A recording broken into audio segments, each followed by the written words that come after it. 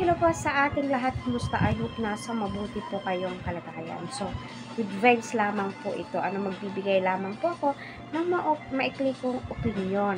Kasi may napanood nga po akong isang reaction video. Although hindi naman po lahat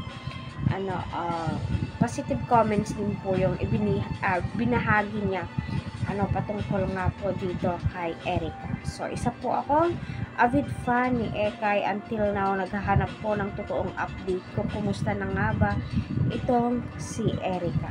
So, marami nga po nagsisilabasan na fake news. Marami din pong totoo na galing nga po sa kanyang mga supporters.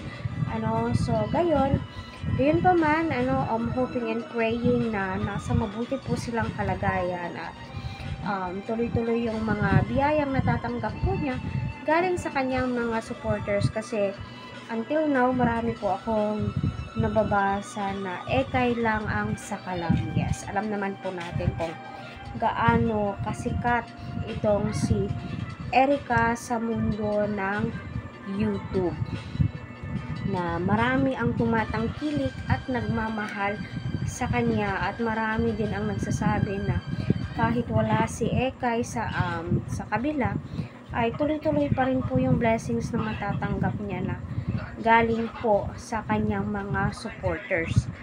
At nagsasabi din po na milyonarya na nga po daw itong si Ekay, kasi nakabingwit ng higanting blessings na galing sa kanyang supporters. Yes, kapag pag-iipunin po lahat ng kanyang mga supporters, mga binibigay po ng kanyang mga supporters, limpak-limpak na nga naman na pera iyon.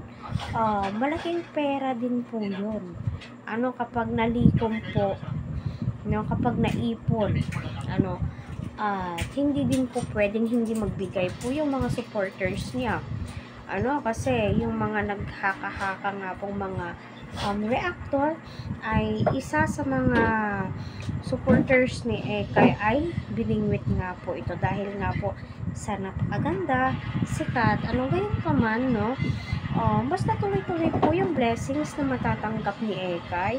Tuloy-tuloy po at hindi po mapapabayaan si Ekay sa pag-aaral. Why not? So opinion ko po to. It's up po sa inyo kung mamasamain po ninyo, di ba?